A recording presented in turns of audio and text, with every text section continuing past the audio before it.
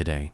We are working on a DJI Air 2S drone. After a recent crash, the gimbal has stopped functioning correctly, and it can no longer capture stable footage. The problem: the impact caused the gimbal to fail itself, making it impossible to get those smooth, cinematic shots. To fix this, we need to perform a deep repair. To access the gimbal assembly, we have to disassemble almost the entire drone, starting from the bottom shell. Once the internal components are clear, we will carefully remove the camera unit and begin the gimbal repair. Let's get started with this complex but satisfying disassembly and see if we can get this Air 2S back in the air.